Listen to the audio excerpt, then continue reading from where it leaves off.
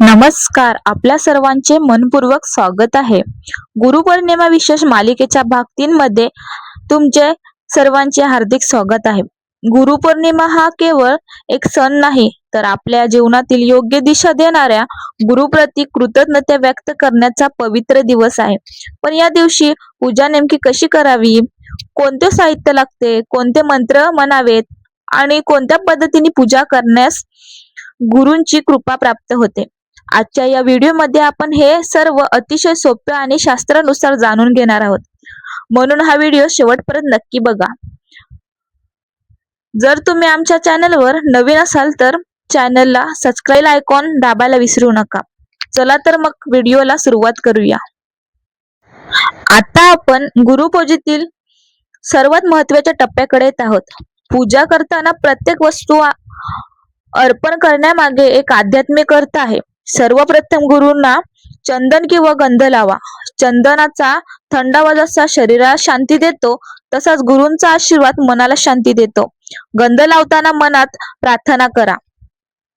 हे गुरुदेवा, माझ्या मनातील अहंकार दूर करा. मला नम्रता, विवेक आणि सद्बुद्धी द्या. त्यानंतर हळद कुंकू वाहा. हळद मंगलाचे प्रतीक आहे, तर कुंकू शक्ती आणि सौभाग्याचे प्रतीक मानले जाते. त्यानंतर अक्षता अर्पण करा. अक्षता म्हणजे अखंडतेचे प्रतीक. याचा अर्थ माझी श्रद्धा तुमच्या चरणी सदैव अखंड राहो. त्यानंतर सुगंधी फुले अर्पण करा. प्रत्येक फुले अर्पण करताना एक चांगला गुण अर्पण करण्याचा संकल्प करा, जसे प्रेम, दया, क्षमा, संयम, प्रामाणिकपणा आणि सेवाभाव. मित्रांनो, फक्त महागडी फुले अर्पण करून पूजा पूर्ण होत नाही.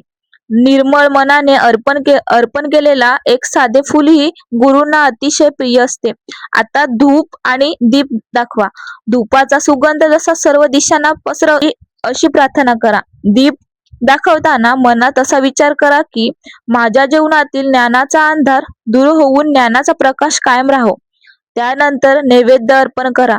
नैवेद्यामध्ये फळे, दूध, खीर, पेढे किंवा घरात प्रेमाने तयार केलेला कोणताही सात्विक पदार्थ ठेवू शकता. नैवेद्य दाखवताना घाई करू नका.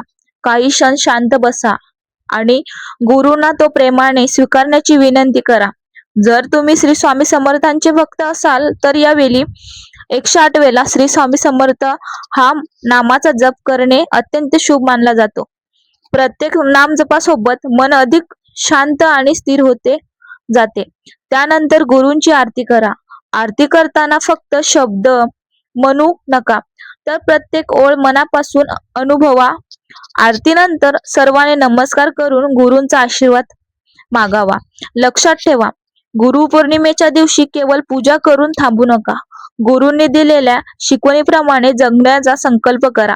सत्य बोला, गरजूंना मदत करा, आईवडिलांचा आदर करा आणि प्रत्येकाशी प्रेमाने वागा.